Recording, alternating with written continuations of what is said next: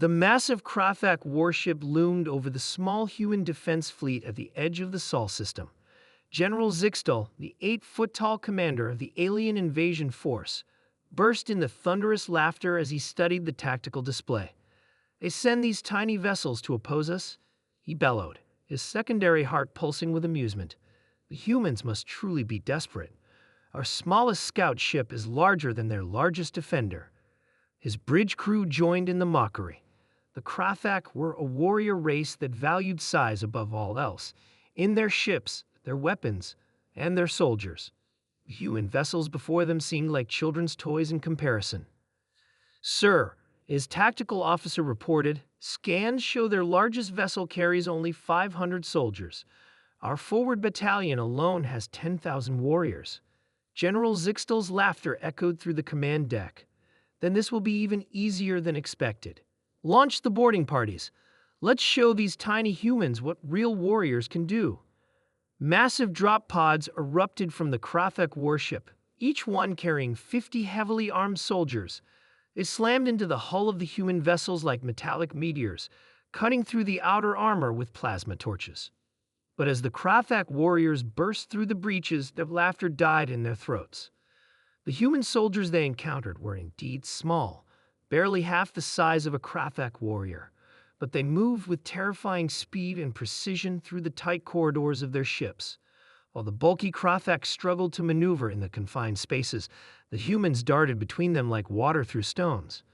"What sorcery is this?" roared squad leader Kral as another of his warriors fell to precise shots from positions he couldn't even spot.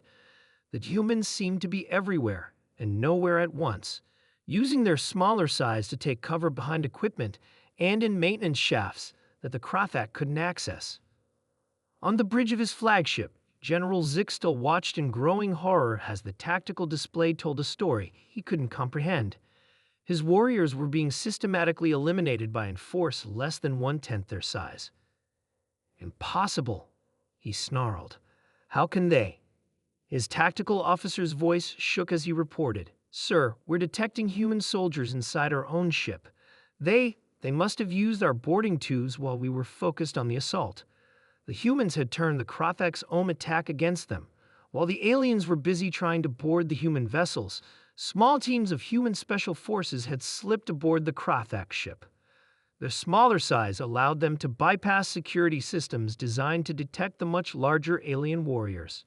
"Sir," the tactical officer's voice was nearly a whisper now, "they're in the engineering sections. They're everywhere in the maintenance tunnels. Our warriors can't reach them." General Zixtal finally understood the terrible truth.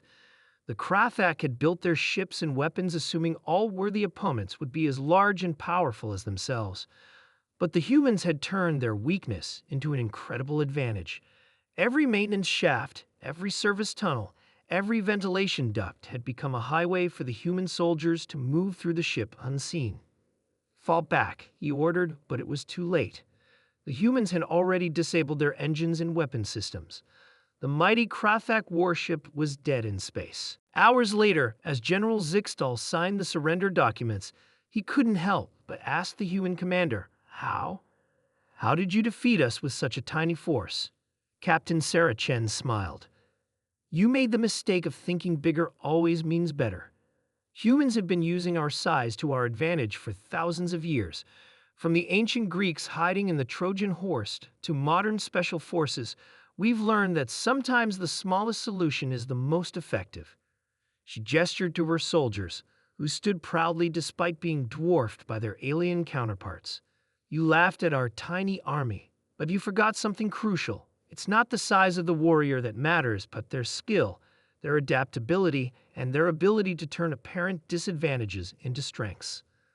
The general looked at the human soldiers with new respect. "Perhaps," he rumbled, "the Krafak have much to learn about the true nature of warfare. Perhaps."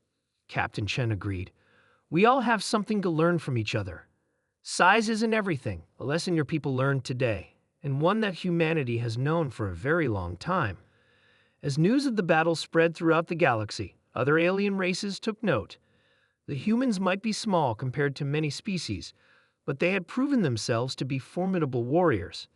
Their very size, once thought to be a weakness, was in fact one of their greatest military advantages. From that day forward, no one in the galaxy ever again made the mistake of laughing at a tiny human army.